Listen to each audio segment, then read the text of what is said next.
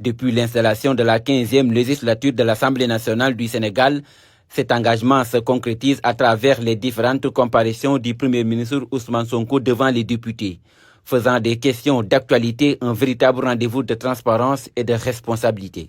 Nous ne voulons plus d'un pays où les richesses sont accaparées par un clan. Nous voulons au contraire un pays où les ressources du pays sont gérées au profit de tous. 27 décembre 2024, le Premier ministre Ousmane Sonko prononce sa déclaration de politique générale devant les députés. À cette tribune, il dévoile la vision stratégique de son gouvernement et trace les grandes priorités de son action. Redressement économique, rationalisation des finances publiques, souveraineté alimentaire, emploi des jeunes et réforme institutionnelle. Un cap clair, assumé pour impulser la transformation du pays. D'une gestion centralisée à outrance à une logique de gestion déconcentrée. 24 février 2025. Pour maintenir cette ligne politique, moins de 2 mois après sa déclaration de politique générale, le chef du gouvernement revient à l'hémicycle pour répondre aux questions d'actualité. Les échanges ont principalement porté sur le report définitif de la Cour des comptes relatif à l'audit de la situation des finances publiques couvrant la gestion de 2019 au 31 mars 2024, un document clé qui met en lumière l'état réel des comptes publics et les défis majeurs à relever. Notre ambition pour le Sénégal ne pourra être réalisée sans une gestion plus proche des territoires. Les députés interpellent le gouvernement sur les constats jugés graves et les recommandations formulées par l'institution de contrôle. En réponse, le Premier ministre appelle à tirer toutes les conséquences administratives, politiques et judiciaires des irrégularités relevées. Il réaffirme avec fermeté l'engagement de son gouvernement en faveur de la transparence budgétaire et de la reddition des comptes. Cette séance marque véritablement le début d'un exercice régulier de redevabilité parlementaire. Cet exercice devrait être un instrument de pilotage permettant d'apprécier l'efficacité et l'efficience des dépenses fiscales. 14 avril 2025, pour sa deuxième comparution depuis sa nomination, le Premier ministre fait face aux députés et répond à 14 questions touchant aux principales préoccupations des Sénégalais dans un exercice de vérité attendu sur les grands dossiers nationaux.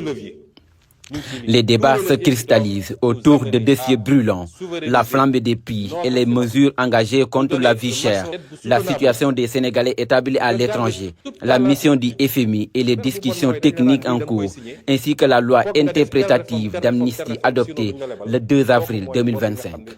Des sujets sensibles au cours des préoccupations nationales.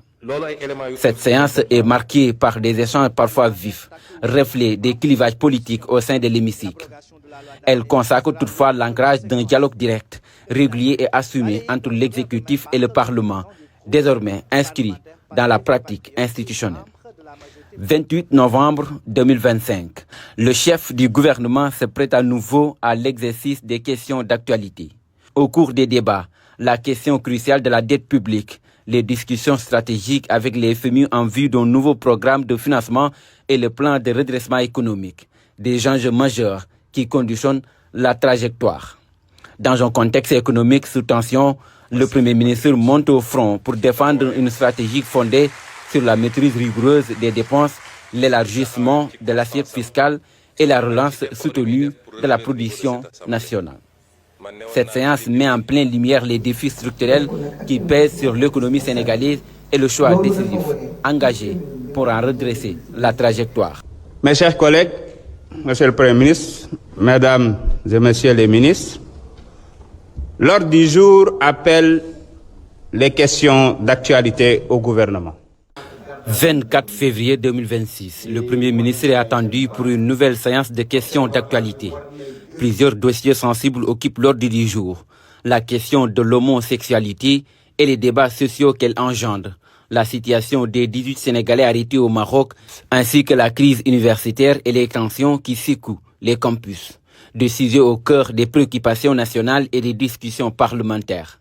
Ce passage intervient dans un contexte social et politique sous haute surveillance où les attentes des citoyens restent particulièrement élevées.